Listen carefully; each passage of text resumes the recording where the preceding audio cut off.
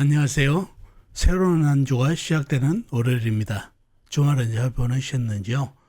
항상 월요일이 되면 사주하나 마치기 동영상으로 여러분과 대면하게 됩니다.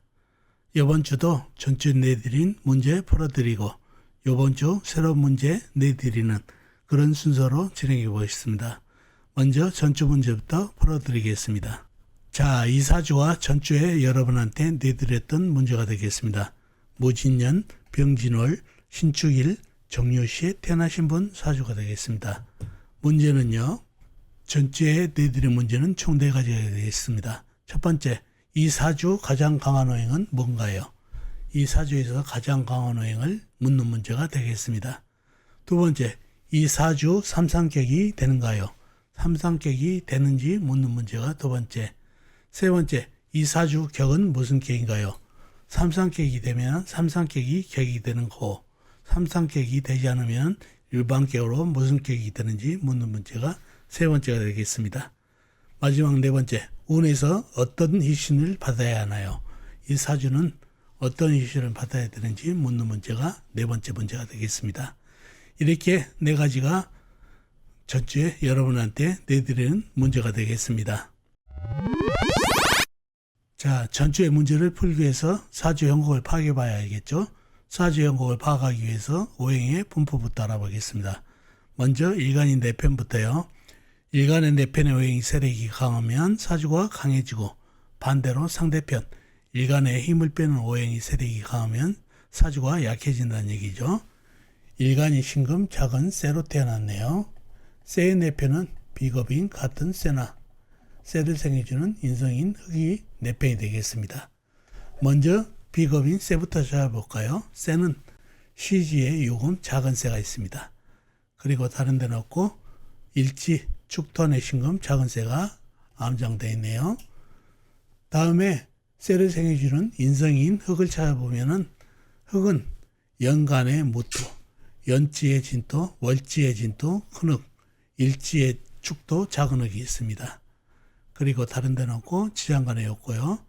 자, 나와 있는 4편은 요금 작은 쇠, 무토, 진토, 큰 흙, 축토, 작은 흙까지 4편의 세력이 많아서 사주 강해질 가능성이 많은데 상대편도 한번 찾아볼까요? 뭔가요? 일간의 힘을 빼는 오행. 식상, 일간이 생하면서 힘을 받고, 재성, 일간이 극하면서 힘을 받고, 관상, 일간이 날에 극하니까 일간이 힘이 약해지는 이 3가지가 상대편 오행이 되겠습니다. 식상은 뭔가요? 쇠가 생해진 오행, 물, 재성은 쇠가 극한 오행, 나무, 관성은 쇠를 극한 오행, 불이 되겠습니다. 먼저 식상인 물부터 찾아볼까요? 물은 사주팔자에 나와 있는 건 없고 지장간에 와 있습니다. 연지, 진토안의 개수, 작은 물, 월지, 진토안의 개수, 작은 물, 일지, 축토안의 개수, 작은 물이 암장되어 있습니다. 다음에 재성인 나무를 찾아보면 나무 역시 사주팔자에 나와 있는 건 없고 지장간에만 있습니다. 연지, 진토안의 을목, 일지, 진토안의 을목이 암장되어 있는 정도입니다. 다음에 관성인 불을 찾아보면 불은 월간의 병화 큰 불, 시간의 정화 작은 불이 있습니다. 그리고 다른 데는 없고 지장간에 없고요. 자, 나와 있는 상대편은 병화 큰 불, 정화 작은 불, 그 다음에 지장간에 있는 물기운과 나무기운 뿐이죠. 이러면은 4편의 세력만 해서 사주가 강해질 것 같죠? 무토, 진토, 축토, 흙기운, 요금 작은 쇠까지. 좀 더 깊이 들어가 보자고요. 좀 더 깊이 들어가 보면은 나를 극하는 오행이 병화 큰 불과 정화 작은 불이 있죠. 나를 극하고 있나요? 아니죠.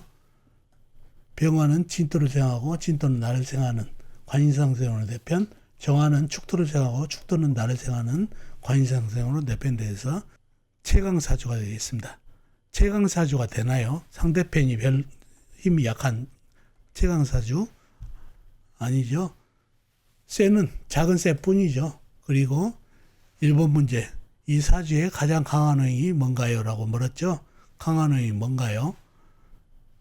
쇠는 작은 쇠뿐이고 물은 지장간에, 나무도 지장간에, 그 다음에 불기운은 흑기운을 생각하면서 흑기운이 가장 강한 오행이 되겠죠.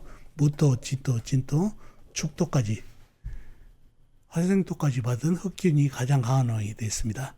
그래서 화생토를 받은 흑기운이 가장 강하다 보니까 작은 쇠는 묻어버리죠. 토다금에 시켜버리니 나를 도와주는 오행이 많아서 강해질 것 같지만 토다금에 대해서 사주가 약사주가 됐습니다. 강변 약사주가 됐죠.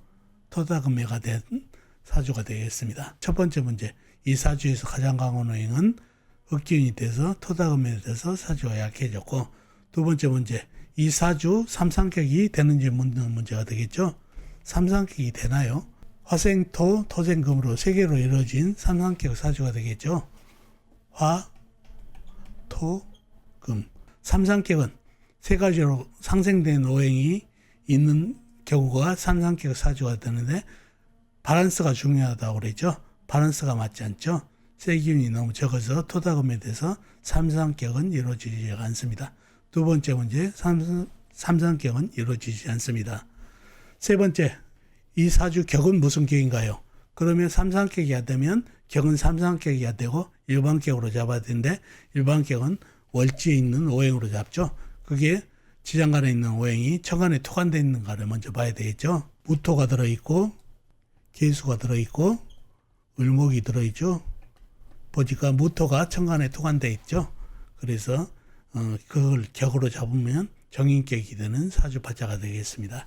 격은 정인격, 삼상격이 안 되니까 정인격으로 잡아야 되겠죠. 네 번째 문제, 이 사주 희신은 뭔가요? 운에서 들어오면 좋은 희신은 뭔가요? 바로 큰쇠, 경금이나 신금이 와가지고 이 많은 흙을 받아줄 때가 좋은 운이 되겠죠. 그래서 삼상격도 해주고 균형이 맞아 들어가죠. 큰쇠가 들어야 되면은 흙을 받아주면서 화생토, 토생금으로 삼상격이 이루어지면서 좋은 운이 되겠습니다. 그래서 희신으로 좋은 거는 큰 쇠가 들어올 때가 가장 좋은 운이 되겠습니다. 운기도 젖어지고 완벽한 삼상격이 이루어지는 운기가 되겠습니다. 그래서 희신은 큰 쇠가 되겠습니다. 이렇게 전주에 내드린 문제를 풀어봤습니다. 그러면 이번주 문제를 내드리겠습니다. 자, 이 사주가 이번 주에 여러분한테 내드리는 문제가 되겠습니다. 임자년 경술월 개미일 정사시에 태어나신 여자분이시네요. 다시 한번요. 임자년 경술월 개미일 정사시에 태어나신 여자분이시네요. 문제는요. 이번 주 여러분한테 내드릴 문제는 총 3가지가 되겠습니다. 이 사주 가장 강한 오행 용신, 희신은 뭔가요? 사주 형국을 제대로 파악하라는 얘기죠. 1번 문제가 되겠고, 두 번째, 이 사주 부운을 불리하게 하는 살이 있는지, 부운을 불리하게 하는 살을 전부 찾아서 나열하면 되겠습니다. 세 번째, 이 사주 부운을 불리하게 하는 살 자격력이 있는지, 부운을 불리하게 하는 살을 찾아서 그 살이 자격력이 있는지를 묻는 문제가 세 번째가 되겠습니다. 그래서 1번 문제는 사주 형국을 파악하고, 두 번째, 부분을 불리하게 하는 살을 찾으면 되고, 세 번째, 이 부분을 불리하게 하는 살이 자격력이 있는지를 묻는 문제가 세 번째가 되겠습니다.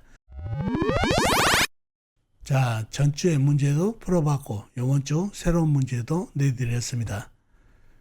이번 주 문제도 여러분의 힘으로 아는 만큼만 풀면 조금씩 사주 공부에 도움이 됩니다. 댓글로 답을 남겨놓으시면 나중에 복귀하는 데도 큰 도움이 됩니다. 자, 어떻습니까? 오늘 사주하러 마치기 도움이 되셨나요? 도움이 되셨으면 좋겠습니다. 그럼 다음 시간에 뵙겠습니다. 안녕히 계세요.